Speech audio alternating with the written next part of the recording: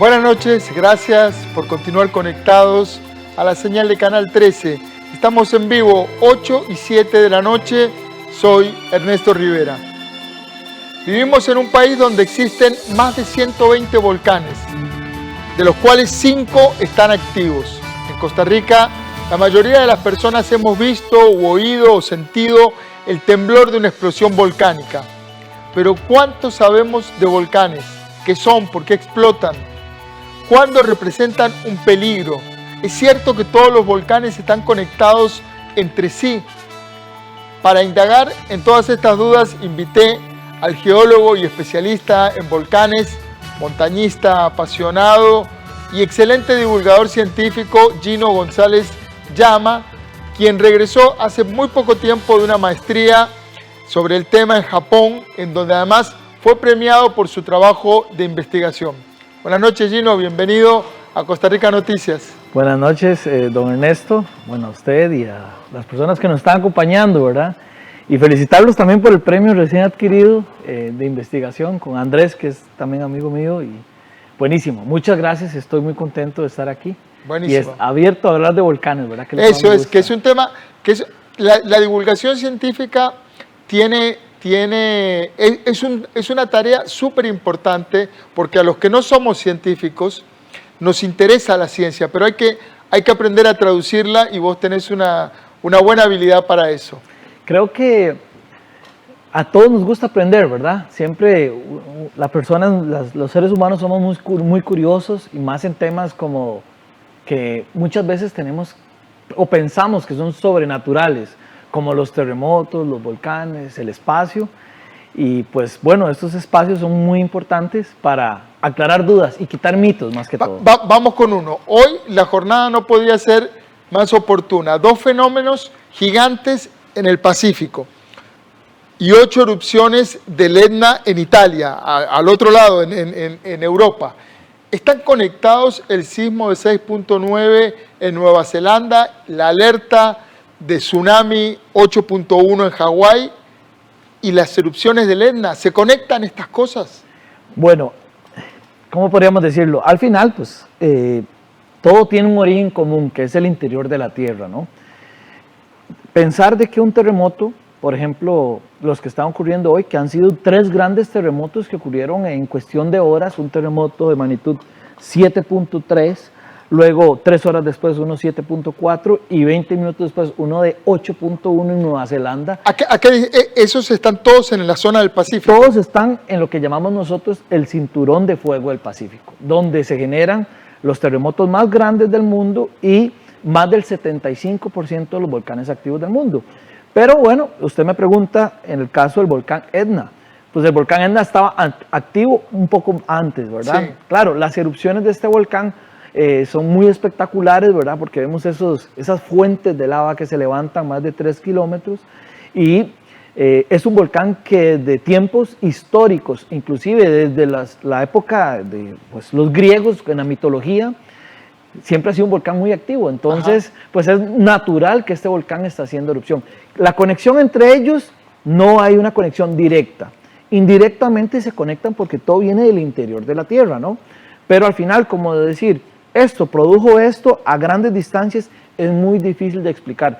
Pero bueno, en este caso, pues tenemos mucha información. Tenemos un volcán haciendo erupción en Italia, terremotos en Nueva Zelanda, que es algo totalmente extraordinario lo que está pasando en este momento, y que luego generan un tsunami, posiblemente. De hecho, hay videos ahora de evacuaciones en diferentes islas de las Polinesias, y que bueno, generan una alerta por los organismos internacionales que están principalmente en Hawái, que dicen, bueno, hay peligro de tsunami. Entonces, bueno, es un poco de la dinámica que tenemos en el planeta Tierra. Es impresionante porque cuando uno ve estas cadenas de sucesos, se da cuenta de que no es una frase hecha que la Tierra es un organismo vivo.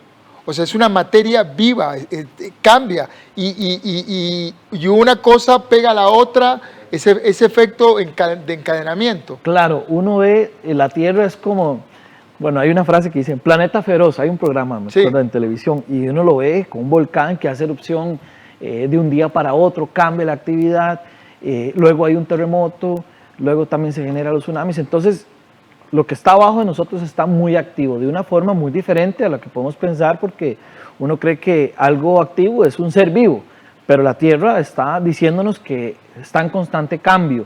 Desde el origen de hace 4.600 millones de años, la Tierra está muy activa, y luego ahora generalmente pensamos de que hay más terremotos o hay más erupciones volcánicas en nuestros tiempos, pero más bien es que tenemos más información, ¿verdad? Eso es un punto a aclarar. Pero bueno, nos dice que el planeta sigue muy activo, ¿ok? Estamos muy lejos de ser, por ejemplo, Marte, como estamos ahora, claro, ¿verdad? Con que es un planeta completamente muerto. Más o menos, hay ciertos temblores en Marte, ¿verdad? ¿Hay actividad sísmica en Marte? Hay actividad sísmica en Marte. Nosotros, bueno, en inglés se le llama earthquake, ¿verdad? Como terremotos de la Tierra, pero allá son maremotos, como terremotos de Marte. También en la Luna tenemos terremotos. O sea, no son esos cuerpos celestes, no son inertes, no están muertos. No están muertos del todo. O sea, son muy diferentes a al planeta como nosotros tenemos, pero pues en algún momento fueron similares al planeta Tierra, ¿verdad? De hecho, por ejemplo, un terremoto en la Luna, aquí dura un terremoto unos cuantos minutos. Un terremoto en la Luna dura más de una hora, por ejemplo. ¿Una hora? Más de una hora. O sea, el cuerpo celeste se agita y es porque tienen un núcleo caliente. Es porque la composición es muy diferente a la nuestra. Acá, por ejemplo, cuando se da el temblor, ocurre y minutos después el sismo empieza a atenuarse, empieza a debilitarse. En este caso, en la Luna, dura muchas horas porque la atenuación es muy lenta. Entonces uno dice, oh, es un poco diferente a lo nuestro, ¿verdad? Pero bueno, esas son cosas que poco a poco se van descubriendo, y esas son las cosas que están buscando en Marte. Que, por ejemplo, hay temblores, según pusieron hace un par de años, detectaron temblores de magnitud 3.5, de 4 en la magnitud de los temblores que se dan en Marte. Entonces, bueno, dice, hay algo que todavía está ahí, ¿verdad? Moviéndose un poquito.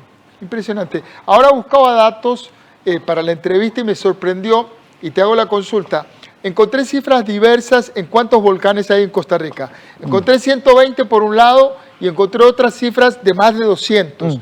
¿Cuántos volcanes hay realmente en Costa Rica? Bueno, vieras que uno siempre tiene esa pregunta y creo que no hay ni un solo volcanólogo en Costa Rica que lo sepa. Que se ponga de acuerdo. No, porque digámosle, aquel dice, oh, no, esto es un volcán, o lo contamos, por ejemplo, el Rincón de la Vieja tiene más de 10 volcanes.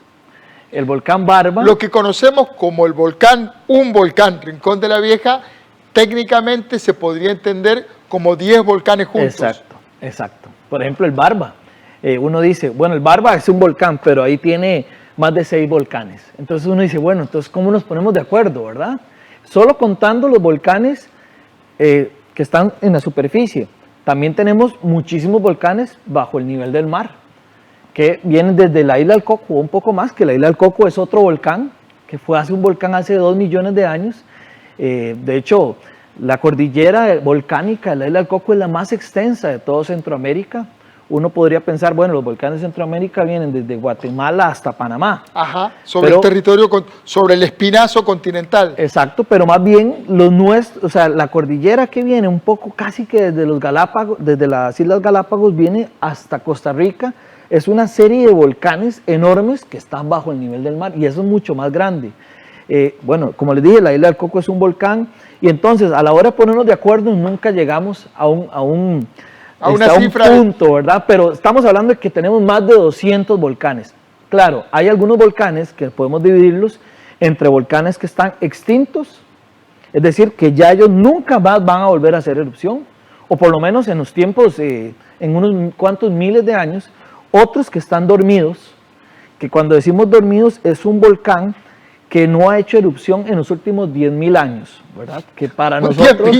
Un tiempillo. Los tiempos geológicos son maravillosos. Otra cosa, claro, pero en aquellos tiempos ya habían seres humanos acá, ¿verdad? Teníamos nuestros ancestros viviendo en Costa Rica hace más de 12.000 años, como han encontrado la parte del Tiraste varios conceptos que me gustaría ir separando de una vez. Por un lado, este agrupamiento de volcanes, el Rincón de la Vieja son, ¿cuántos dijiste? Más de 10 volcanes. Más de 10. ¿Cómo es eso de que un volcán son 10 volcanes? ¿Por qué? ¿Cuál es el concepto detrás de eso? Bueno, Cuando uno, generalmente, yo le digo a usted, don Ernesto, y a las personas que nos están viendo en la casa, hagan un volcán con las manos, pues uno hace esta forma, Exactamente. ¿verdad? Una montaña con un agujero en la punta. Exacto, ese es el típico arenal. Pero si nosotros vemos el volcán Irazú, es un volcán como medio deformado, ¿verdad? Como vemos una ladera muy larga y otra ladera un poco con cambios, pero al final vemos que dentro de ese volcán hay otros volcanes que han ido naciendo a través de fracturas. Cada cráter se entiende como un volcán. Exacto.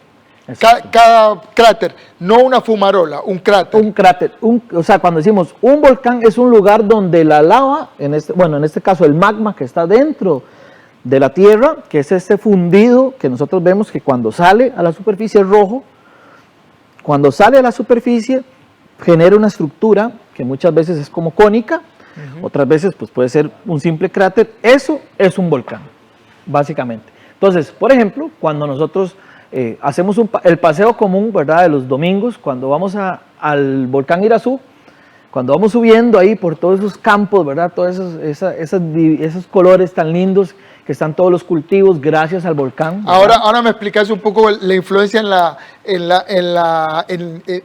la fauna. Claro, o sea, ahí tenemos todos los cultivos y todo este asunto que sale gracias a los volcanes, y nosotros vamos a ver una serie de lomas, o como ellos les llaman los pobladores de esta zona del Irazú, cazuelas. Todos esos son volcanes. Ahí hay más de 13 volcanes solo en el volcán Irazú. En donde había un cráter, por donde alguna vez salió lava. Exacto. Eso es un volcán. Eso es un volcán. Claro, algunos son volcanes que nosotros le llamamos volcanes monogenéticos, es decir, que solo hacen una vez erupción. Entonces, el volcán llegó, hizo erupción y nunca más. Hay otros volcanes, que esa es la otra diferencia, como el volcán Poás, que él hace erupción una vez, luego otra vez, y entonces son volcanes poligenéticos, es decir, que pasan haciendo erupciones constantemente. Por eso, hay muchas cosas que estamos hablando. Los volcanes son como nosotros, tienen una vulcanalidad, una personalidad, entonces todos son diferentes. Entonces por eso es que hablamos muchos temas. Tiraste otro concepto ahí para aclararlo.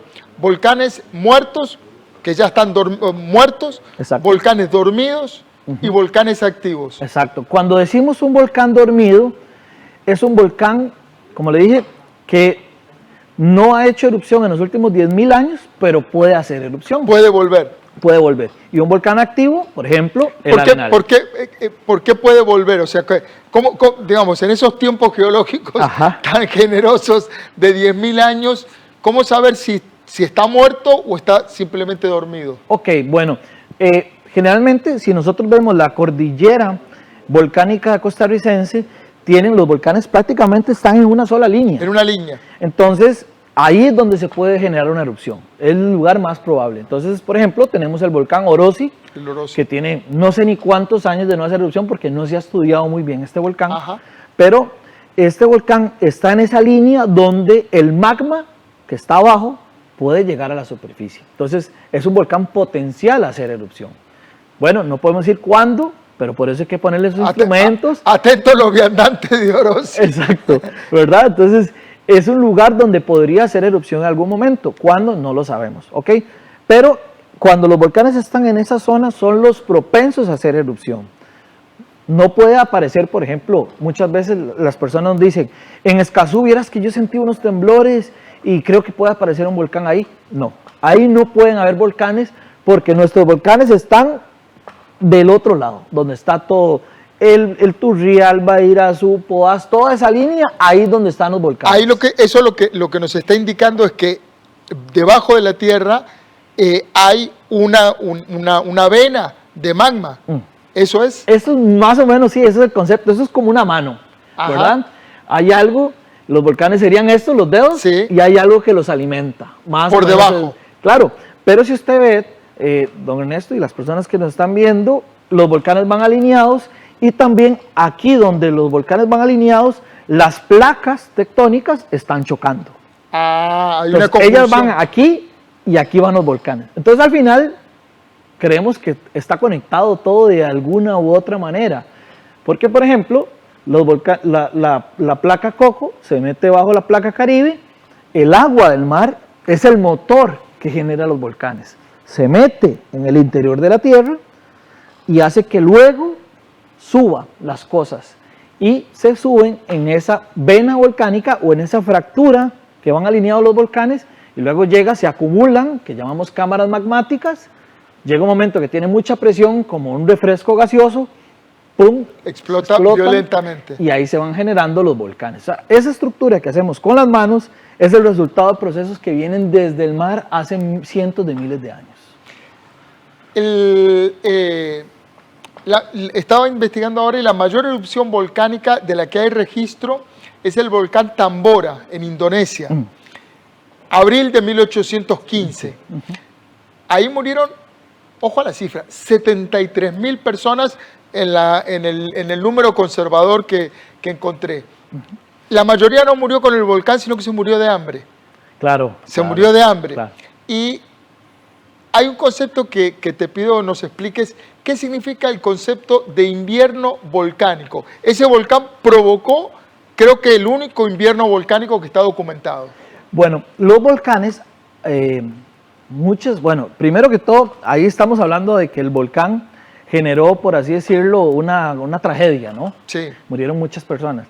Pero bueno, la vida nació a partir de los volcanes. Primero que todo, por ejemplo, cuando nosotros decimos, ok, ¿cómo nace la vida? Ocupábamos agua, ocupábamos componentes orgánicos y eso es lo que nos da los volcanes. Agua, los volcanes cuando hacen erupción liberan montones de agua, componentes orgánicos y así se generó la vida. Los volcanes tienen esa parte, vida, muerte, ¿verdad? Es como un ciclo natural. En el caso de la erupción de Tambora, que es un volcán de Indonesia, es un volcán bastante grande, ¿verdad? Es una erupción muy, muy importante para entender la vulcanología como tal y los efectos globales que pueden hacer los volcanes, porque cuando hablamos de cambio climático, muchas veces podemos pensar de que los volcanes pueden hacer ese switch, que ahorita pues todo está calentamiento global, ¿verdad? O el cambio climático, pero los volcanes pueden hacer ese cambio, hacer un invierno, ¿no? O como le llamaban antes, una snowball o una bola de nieve que había en el planeta Tierra. Entonces, esta erupción tan grande hace que la temperatura global del planeta baje hasta más de 4 grados Celsius y eso es bastante grande. Luego viene otra erupción que es muy importante, la erupción del Krakatoa en Indonesia de 1883, que pues igual mata a muchísimas personas por hambre, por el tsunami también que provoca esta erupción y que inspira uno de los cuadros más famosos, una de las pinturas que se llama El Grito de Edvard Munch. El Grito de Munch está inspirado en ese fenómeno. Claro, porque se da también un enfriamiento a nivel global y entonces se dan unos celajes en Europa, unos celajes rojos, amarillentos y pues bueno, el pintor, ¿verdad? Ajá, eso, pero esos celajes se dan porque hay una erupción a más de 15,000 kilómetros de distancia en un volcán de Indonesia. Entonces es impresionante. Además, la magnitud, porque estamos hablando de fenómenos planetarios. Claro. Ya, es un fenómeno que pasa en Indonesia, pero que afectó a Europa Central. Exacto. El último que tuvo un efecto a nivel mundial fue la erupción del Pinatubo de 1991. Es un volcán que está en Filipinas, donde pues, hay fotos famosísimas de este volcán. Es un volcán que está muy cerca de Manila, que es la capital de Filipinas. Y bueno, igual, libera tanto gases de efecto invernadero como gases orgánicos o el dióxido de azufre y eso hace como una especie de protección de los rayos solares al planeta. Entonces, en aquellos años era hambruna y ahora más bien necesitamos como que el planeta esté un poquito más frío, ¿verdad? Entonces, los volcanes nos pueden Podría ser un aire acondicionado, pero, exacto. Peligroso. Claro. Gino, vos acabas de obtener una maestría en Japón, en donde además te premiaron por tu investigación. Contanos a grandes rasgos y en castellano básico de qué se trató esa investigación que te premiaron en Japón. Bueno, fue bastante, como le decía yo a mi hermana, yo nunca he estudiado tanto, ¿verdad? En la vida, porque sí fue muy duro, porque esto nace más o menos como en el 2012, cuando en Centroamérica ocurren 3 temblores en muy corto tiempo. En menos de 10 semanas se dan 3 temblores de magnitud 7 en Centroamérica. El primero ocurre en El Salvador, el segundo en Costa Rica y el tercero en Guatemala. Y ellos 3 están a las mismas distancias. Y entonces los volcanes empiezan a aumentar las erupciones.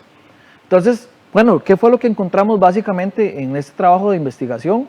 Es que los volcanes teníamos una tasa determinada de erupciones por años, ¿ok? Digámosle, hacían 2 erupciones por año los volcanes de Centroamérica y luego aumenta casi a 5. Entonces quiere decir que aumenta pues, prácticamente 3 veces la tasa de erupciones al año y empezamos a hacer unos análisis estadísticos de que, ok, los terremotos jugaron un papel aquí, ¿sí o no? Y parece que sí. Ahora bien, ¿cuál es el papel? Porque generalmente cuando hay un temblor decimos, bueno, solo los volcanes que están muertos, digamos, muertos o extintos, sí, o dormidos, si se da el terremoto y ese volcán se activa, bueno, ahí sí tenemos un caso de relación. Pero nosotros más bien descartamos eso. Los volcanes tienen que estar muy activos, más bien. Y eso es como la cereza en el pastel, básicamente. No es que los despierta, sino que se le suma a una... Exacto. Eso es como cuando usted está muy enfermo y llegando el doctor, tiene estos y estos síntomas y le faltó esto, el terremoto, y aquí vino la erupción. Puede ser que pasó durante muchos años después, porque nosotros siempre pensamos, ok, hubo un terremoto y si no pasó algo a los 5 minutos, pues no hay relación. Estamos hablando de cuestiones grandes, tiempo geológico. Y básicamente eso fue lo que encontramos, que los terremotos promovieron el aumento en la actividad de los volcanes en Centroamérica. Y eso es un descubrimiento muy importante, ¿verdad? Porque esos son los temas que siempre están, es un tema caliente, le decimos nosotros. Porque Darwin, de hecho, desde 1835, habla de este tema. Decía él que las fuerzas, entre las fuerzas de levantamiento, que es decir, los terremotos, y los volcanes hay alguna conexión. Claro, en aquellos años hubo un terremoto muy grande en 1835 y los volcanes días después hicieron erupción. Él puso el tema ahí. ¿Por qué? No lo sabía, ¿verdad? Entonces, ahí vamos, poco a poco, digamos, eso es como cuando vamos ahí en una selva con el machete intentando explorar. A pura estadística y a pura correlación geológica. Exacto, geológica, ¿verdad?